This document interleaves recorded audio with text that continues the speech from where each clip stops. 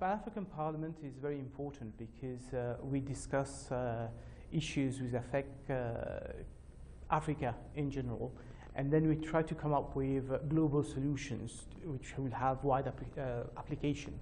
And when we're discussing corruption, it's very important, on the one hand, to share our experience and find out what are the weaknesses. But more importantly, on the other hand, is to come up with solution that works. And in order to fight corruption, we need to have this global cooperation among all African countries, because there are illicit flow of funds in Africa, and certain experts even think that there's more money going out of Africa than coming into Africa, and one of the reasons is corruptions. So we are here to share our experience and then come up with a resolution, and then more importantly, implement it and have a flow-up. Right, because one would argue and say that dealing with corruption at a global level, as far as the African level, the Pan-African Parliament level, would be difficult, and so everybody would say we have our own unique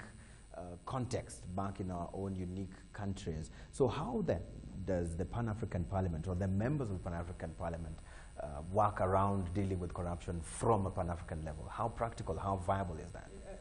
I think that corruption is one of these things which it doesn't matter which country you're from. It is the same thing. It is people trying to enrich themselves through illicit means, through illegal means. So I don't know of any African country which allow and authorize and permit corruption. So at least this is the unifying factor. Everybody knows that the corruption is the main disease affecting Africa and preventing Africa from growing and developing. Because on the one hand, you're not able to optimize your resources because people who don't deserve it are getting the contract. But on the other hand, because of this negative perception of corruption, investors are not interested because they don't want to come and invest if tomorrow someone else will come in and benefit. So I think it is something that affects all Africans in common, and I'm sure we have a session in the afternoon. We have two sessions actually in the afternoon dealing specifically with corruption, and we are very much looking forward to the recommendations. Right, and for those who are watching would be just thinking that they're just going to talk. And then after they will just leave, and then it's business as usual. They do not have legislative powers. This is the Pan-African parliamentary members. And so how then are they going to actually actualize whatever they talk about in their sessions? True. This is an absolutely fair comment. And there has been the Malapo Convention where we have head of states of the many African Union countries have decided to give Pan-African Parliament legislative powers, but up to now only 10, and I have to confess, Mauritius is not one of the 10 who has ratified the Pan-African, this new protocol to give legislative powers to Pan-African Parliament. But I'm one of the people who believe that even if you don't have direct legislative powers, you can still come up with model law and then encourage your member state to implement those laws and do a follow-up and find out if they have not implemented them, why they have not implemented them. Yeah. Because I believe African values is not about confrontation, it's about talking, sitting around and trying to find a solution. If something is not working, then as brothers and sisters of the African Union, we have to sit and have the courage to speak it and with one voice come to a solution. Right.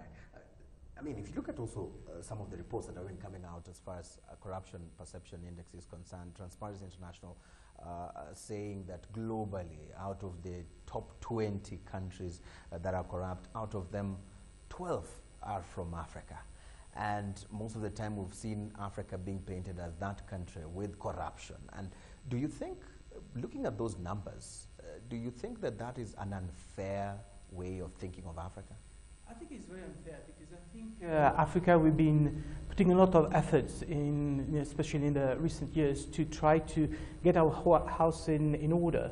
But coming to specifically to Transparency International, I think it's very unfair that they blame only the African countries for being corrupt. In an act of corruption, you have someone who receives, but you have also someone who gives. So I would encourage Transparency International to come up with a list of countries who corrupt African, how name them, shame them, because if money, illicit money, is coming into Africa for corruption, there must be someone, paying bribes to get the contract. So I'd be very interested to know where these company who pays bribe come from which countries, and then, we can take these countries also to task. And from taking them to task, or probably how practical or in what ways would you be taking them to task if they were to be named? Well, of course there will be sanctions, because it is an illegal act in their own country to pay bribe to corrupt foreign officials. Yeah. So, first of all, the developed countries, those who are engaged in these corruption, they'll have to do their own mea culpa and, come and, if ever there has been any illicit flow routed through their countries, then they have to give back that money to Africa. Right. Talking of giving back, let's now talk a bit about Mauritius, your beautiful country. It's been touted as one of those countries that have actually been fighting corruption. Coming in at around number 54, out of, I think, 175 countries engaged by Transparency International. But one of the challenges, or one of the things that are being talked about when it comes to Mauritius, is that country being one of the places where is a tax haven. Where people take their money, the offshore money laundering and all that. How much of an issue or of a concern is this for you as a member of parliament, especially for the opposition? and what is Mauritius doing to deal with this, to save its image? I think this is one aspect in Mauritius which have made the news recently.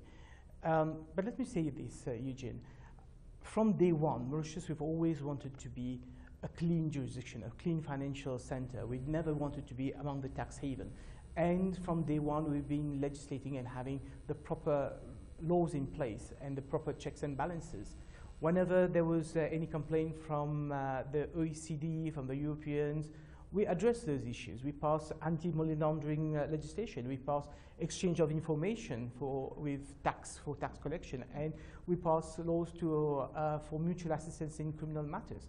But yes, there are times when there are some bad apples and some who fall through the cracks. But in Mauritius, what we do is we'll go even further and try to minimize the risk of money laundering. But as I said, bottom line is Mauritius is transparent and cooperative. So if there is any allegation of any corruption happening in Africa and any money from illicit funds being routed through Mauritius, Mauritius will not hesitate to freeze those accounts and return back the money to their lawful owner.